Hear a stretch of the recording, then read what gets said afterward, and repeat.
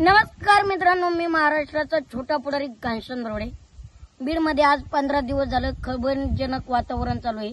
बीडचे संतोष देशमुख हत्या प्रकरण अजून कुठेतरी ते मिटलेलं नाही। वाल्मिक कराड यांच्या भोवती जे आरोपाचे फास चालू आहेत अजून सिद्ध झालेले नाही।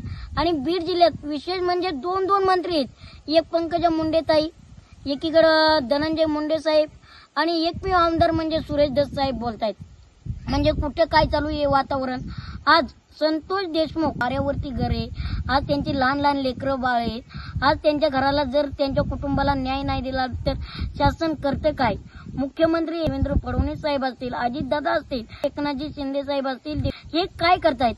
आज तिथं गोंधळ चालू आहे। एवढं मोठं जर चार चौघात म्हणजे बीड जिल्ह्यासारख्या ठिकाणी जर हत्या होत असेल एखाद्या माणसावर तर घटला म्हणजे काय आपण म्हणू शकतो, बोलण्यासारखं बरंच काही, पण आपण अपशब्द वापरू शकत नाही। 15 दिवस चालू आहे हे वातावरण चालू आहे, तरी अजून त्याच्याकडे कोणी लक्ष देत नाही। हे काय चालू आहे नेमकं महाराष्ट्रात, कोण बघताय का नाही?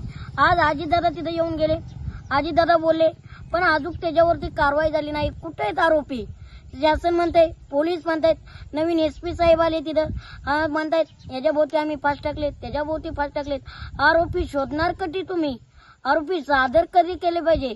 मी तर सर्वांना सांगतोय, एकनाथजी शिंदे साहेब असतील, देवेंद्र फडणवीस साहेब असतील, अजितदादा साहेब असतील, तुम्हाला सर्वांना एक विनंती करतोय, आरोपीला लवकरात लवकर जनतेसमोर हजर करा। आज पंकजाताई मुंडे यांचं काम आहे की संतोष देशमुख यांच्या हत्येबद्दल बोलल्या पाहिजे। काय झाली हत्या, कुठं काय झालंय? मी मागच्या वारीने एक म्हणलं होतं त्यांची आत्महत्या नाही, त्यांना जीवित कुणीतरी मारलेलं आहे, त्यांची आत्महत्या असू शकत नाही। हे प्रकरण दाबण्याचा प्रयत्न करत आहे, पण हे प्रकरण आम्ही दाबून देणार नाहीत। आज धनंजय मुंडे साहेब कुणी बोलायला तयार नाही, का बोलत नाहीत? हे मंत्रीत ना, तुम्हाला सत्ता कुणी दिलेली? जनतेने। आज एकमेव आमदार सुरेश दस अण्णा बोलतायत, त्यांच्या म्हणजे बोलतायत, त्यांना मी खरं मनापासून धन्यवाद देतो आणि त्यांना सलाम करतो, कारण ह्या प्रकरणात फक्त ते चौकशी करतायत आणि हे प्रकरण दाबता येणार नाही। कारण मागच्या 2 वर्षात सुद्धा बीडमध्ये अशीच प्रकरण घडली होती। तुम्ही 4 चौघात जर माणसं ठोकत असतील तर राजकारण करणं खूप अवघड आहे।